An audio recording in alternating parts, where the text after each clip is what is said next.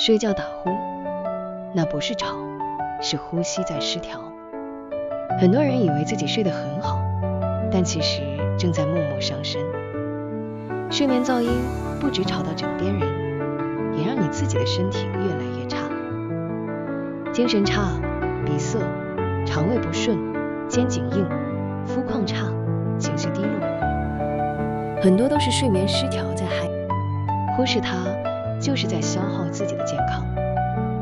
真正有效的改善方式，从减量呼吸开始。